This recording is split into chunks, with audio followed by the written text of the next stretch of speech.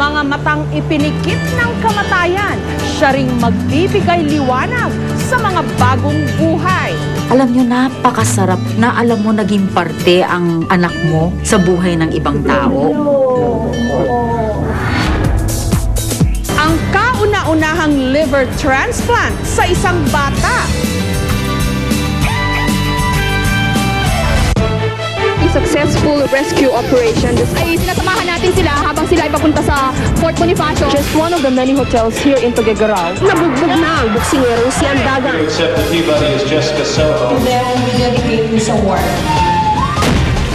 Silver Screen Award for Jessica Soho. Thank you, God, for this honor. Napakalayo ng nilakbay ni Barack Obama.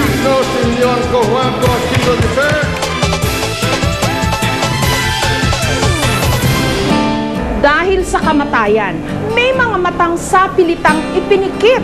Pero ang mga matang inakalang wala ng saysay, ang siya ring magbibigay ng bagong buhay sa mga nangangailangan ng liwanag.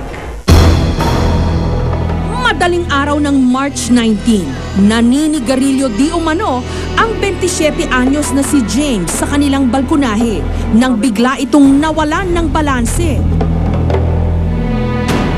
Mula sa ika-4 na palapag, bumulusok siya sa sementadong sahig. Nadala pa siya sa ospital, pero hindi nagtagal. Binawian siya ng buhay. Dahil sa biglang pagkamatay ni James, labis ang pagdadalamhati ng kanyang pamilya, lalo na ang kanyang ina, ang TV host na si Tony Rose Gaida. Nag-uusap pa kami, sabi niya, Ma, I'm in pain. In fact, umuungol pa nga siya, yun, parang nag-aano ng tulong. Nagsisisi nga ako kung bakit ko pa sinabi na don't smoke na lang in the room. Oh, no? He was 27.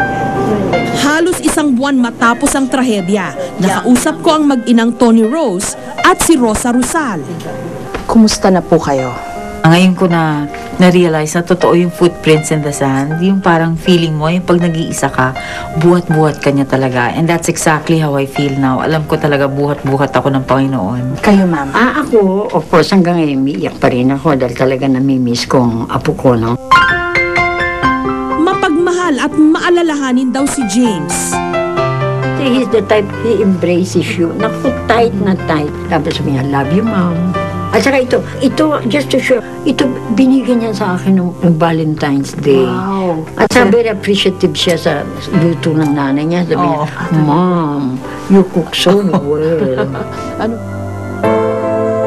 Hindi man daw sikat na artista, katulad ng kanyang ina at lola, popular naman daw si James sa ibang paraan. Sobrang matulungin yan eh. Yan nga, kung may 100 pesos, yung huling 100 niya, ibibigay pa niya sa iba. Ganon siyang klase. You know, the lives that he has touched, and it has encouraged me all the more to live my life to the fullest talaga for other people.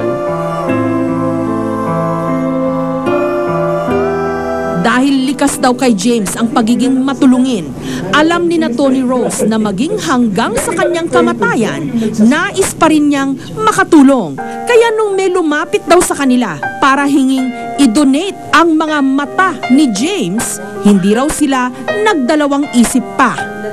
He would have wanted it that way. He discussed it openly sa dinner table. Ako, pag namatay, ganyan. Gusto ko ganyan. Ako, pag namatay, ganyan.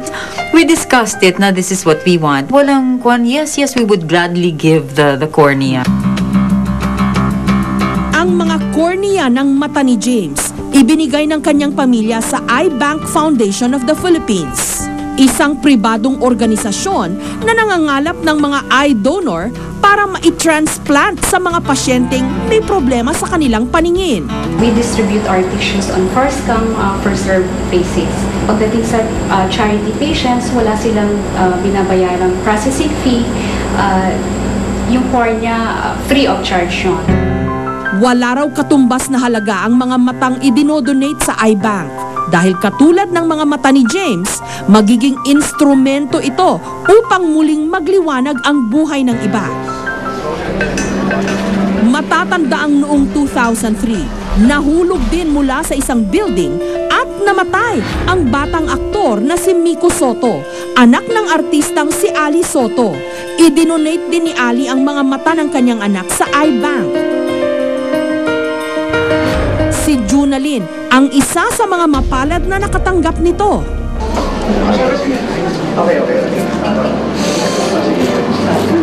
Tignan mo matanimin ko.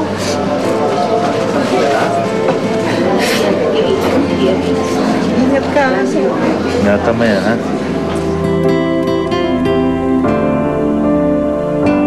Susunod, Oh, you're John. Hello. Oh. Sobrang laking tulong po sa akin nung naibigay po nung apo niyo po sa akin.